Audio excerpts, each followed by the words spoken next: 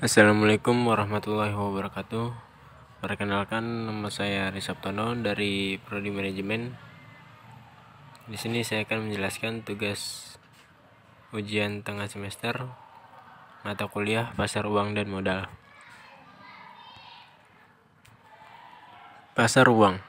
Pasar uang secara universal didefinisikan sebagai pasar yang memperjualbelikan mata uang negara-negara yang berlaku di dunia. Pasar ini disebut juga sebagai pasar valuta asing atau falas atau foreign exchange atau forex. Resiko yang ada pada pasar ini relatif besar dibandingkan dengan jenis investasi lainnya. Namun demikian, keuntungan yang mungkin diperoleh juga relatif besar. Contoh adalah transaksi forex di BEJ, BS, agen forex di internet, dan lain-lain.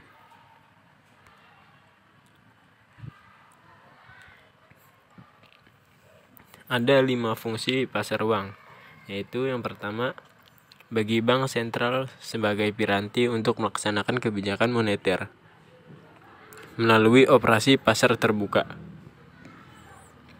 Yang kedua, sebagai penghimpun dana berupa surat-surat berharga jangka pendek. Yang ketiga, sebagai sumber pembiayaan bagi perusahaan untuk melakukan investasi. Yang keempat, sebagai perantara bagi investor luar negeri dalam menyalurkan kredit jangka pendek kepada perusahaan di Indonesia. Yang kelima, memberi informasi mengenai kondisi moneter, preferensi, dan tingkah laku peserta pasar uang. Karakteristik pasar uang. Yang pertama yaitu orientasi profit. Yang kedua, menekankan pada kredit jangka pendek. Yang ketiga, pasar uang bersifat abstrak.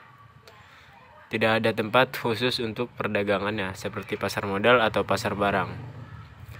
Transaksinya secara over the counter atau OTC, dilakukan oleh setiap peserta melalui DEX atau dealing room, masing-masing pelaku pasar. Yang keempat, transaksi pasar uang bagi bank dilakukan oleh pejabat yang diberi kuasa yang disebut dengan dealer money market. Yang kelima, instrumen pasar uang mudah untuk diperdagangkan kembali. Yang keenam, liquid atau mudah untuk dicairkan. Manfaat pasar uang. Yang pertama, terpenuhi kebutuhan dana jangka pendek bagi perusahaan, lembaga keuangan, dan pemerintah dari overnight sampai tempo 1 tahun.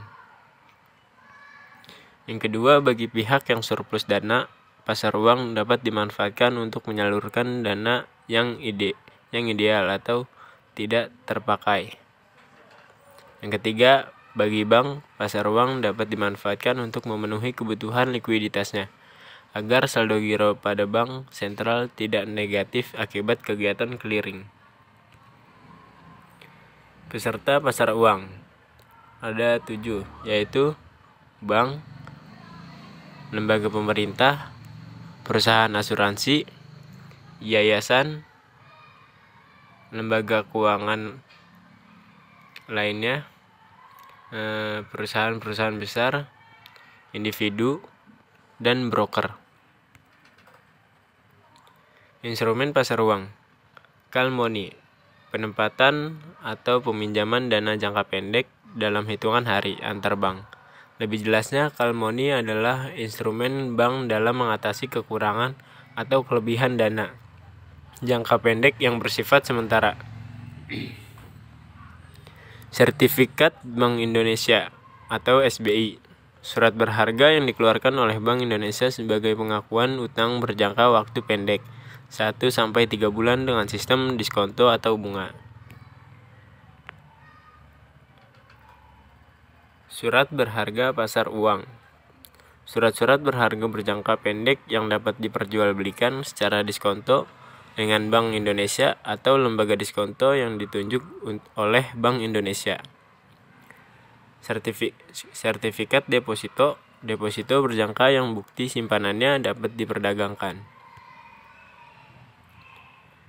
Banker acceptance, suatu instrumen pasar uang yang digunakan untuk memberikan kredit pada eksportir atau importir untuk membayar sejumlah barang atau untuk membeli valuta asing.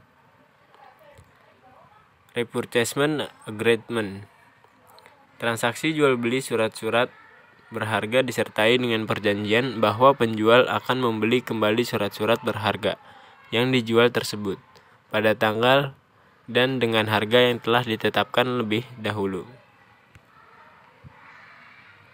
Risiko yang muncul dalam pasar uang yaitu risiko pasar, risiko investasi, risiko gagal bayar, risiko inflasi, risiko valuta asing, dan risiko politik. Indikator pasar uang, suku bunga pasar uang antar bank.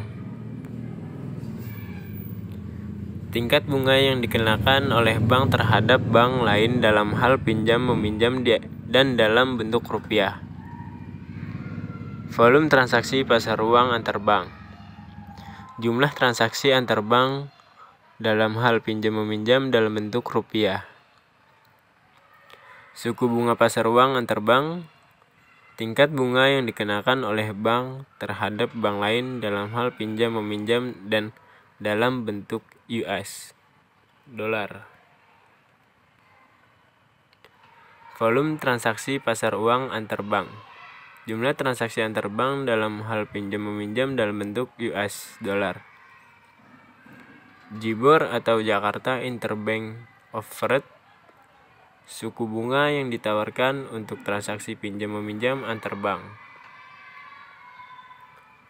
Suku bunga deposito rumah atau rupiah, tingkat bunga yang diberikan para deposan yang mendepositokan uangnya dalam bentuk rupiah.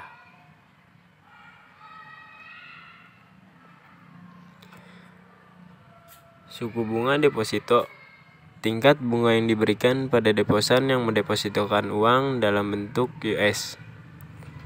Nilai tukar rupiah, harga suatu mata uang terhadap mata uang lainnya, atau nilai dari suatu mata uang terhadap mata uang lainnya. Suku bunga kredit, tingkat bunga kredit yang dikenakan bank atau lembaga keuangan lainnya kepada para kreditor. Inflasi, kenaikan tingkat harga barang dan jasa secara umum dan terus-menerus suatu waktu tertentu. Indeks harga konsumen atau IHK, angka indeks yang menunjukkan tingkat harga barang dan jasa yang harus dibeli konsumen dalam suatu periode tertentu. Sertifikat Bank Indonesia atau SBI, instrumen investasi jangka pendek yang bebas risiko. Sekian presentasi dari saya. Wassalamualaikum warahmatullahi wabarakatuh.